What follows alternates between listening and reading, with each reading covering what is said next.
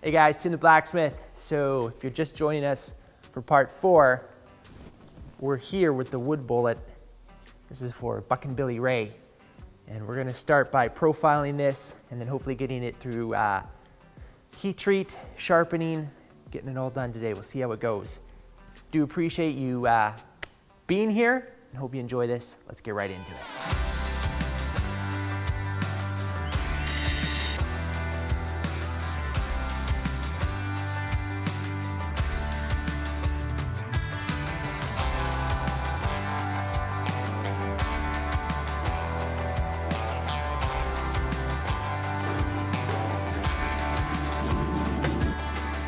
So I wasn't quite happy with some of the things in the profile, so I'm just gonna go back in the forge and see if I can tweak it just a little bit, and then we can finish up grinding this thing.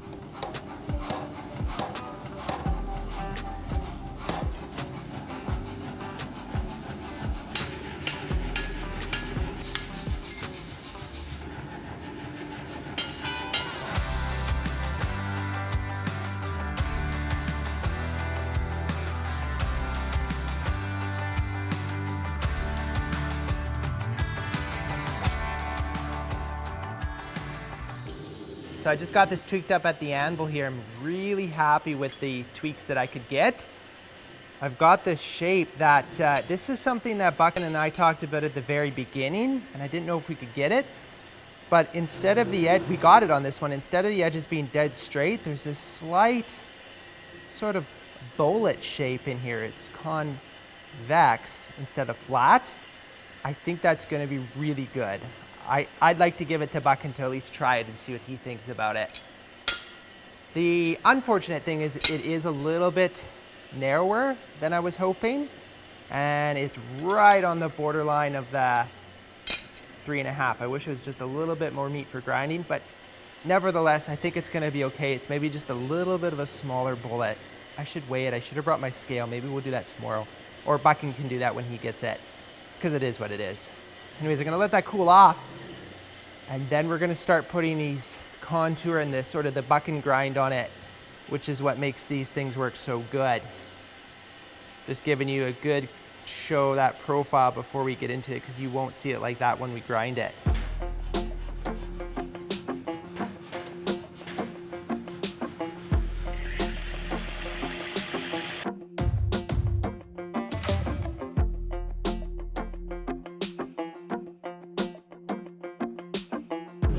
Going to the back of the shop because Martin's running the hammer. He's making more axe billets from the 1913 train rail for you guys. Don't want to slow the man down, so just talk back here. Hopefully you can hear me. This is such a great time to see what I'm talking about with the grind here. So I've ground this side with the taper in here, but this side is still straight. So this side is basically the profile of the axe, the Bucking bullet. It's not the Bucking bullet, the wood bullet. Just have to sharpen it up. This side we've radiused the edges in here so it comes out of the wood nice.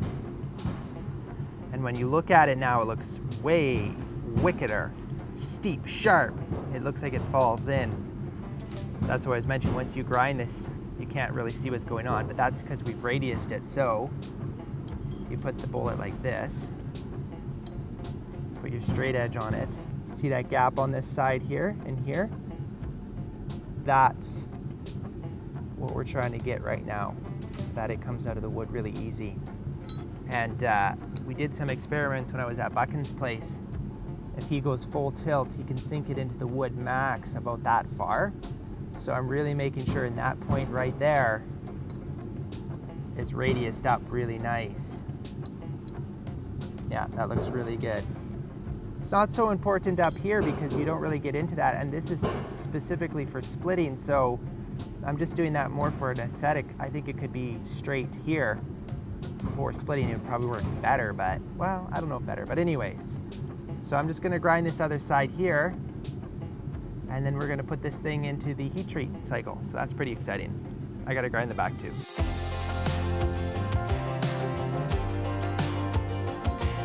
Just here at the vise, we're gonna do a little bit of grinding on the eye just to get that so it fits the handle nice. And then we're ready to put it back in the forge for the quench.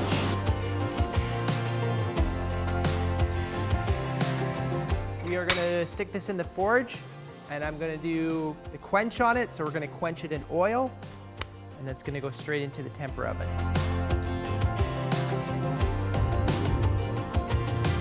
All right, we're just coming in for the, whoa. Quench it, whoa.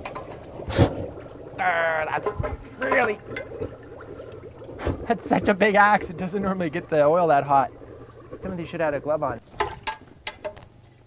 Now I'm a little bit embarrassed. I'm getting red in the face because I dropped my axe in here.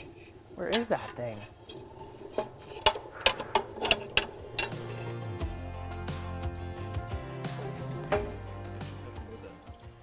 Okay, we're gonna put this in the temper oven. This is, and I'll just get it in here real quick.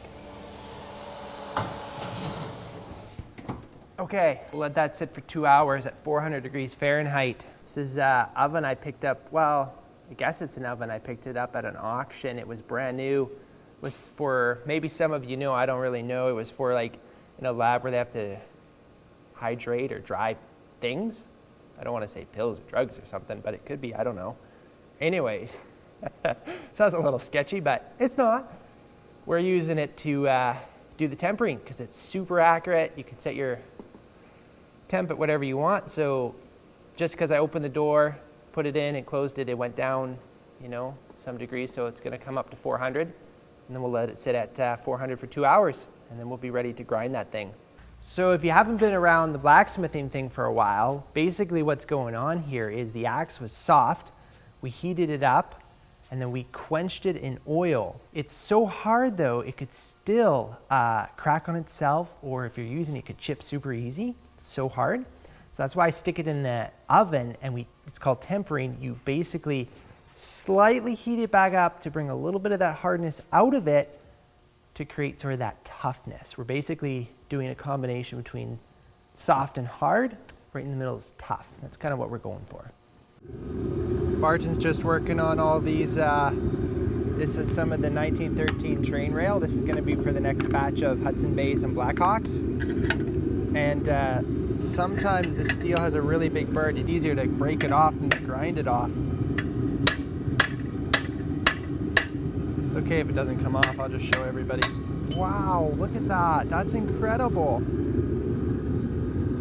So that is deadly to go into an axe. So we break that off and then grind it till it's clean. Because if you leave that, it's just a big cold shed, right? Wow, that's crazy. And then this one's ready to go. Martin's ground it all up. So is this a Blackhawk or a Hudson Bay? Hudson Bay. So that's a Hudson Bay style axe right there.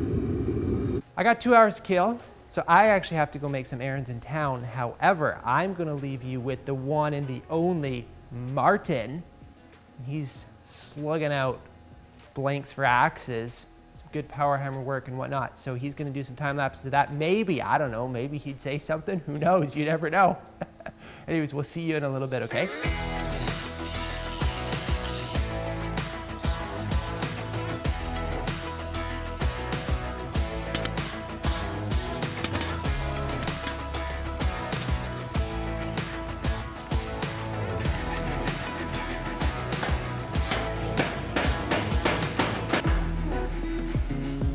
Okay, 2 hours is up. Here is this axe all tempered up. Oh! And you're like, whew. Tim, what's the difference? There's no visual difference at this point. So, tomorrow, we're gonna grind that baby. It is gonna look sweet. Try it out, see how sharp it is. Play around with that. Look, you can't even tell where I rounded it up, basically. All the grinder marks have disappeared, which is exactly what I was hoping. So we'll put a big, nice, shiny bit right in there. It'll look super sweet. Okay, so that concludes today's video, but we still got to find out who won yesterday's giveaway. And if you haven't seen that video, we're doing another giveaway today and another giveaway tomorrow. That's Thursday and Friday. Giveaway of merch. So let's find out who won yesterday's. The question was, how many feet of material, of steel, did it take to build the world's biggest chainmail? And the winner is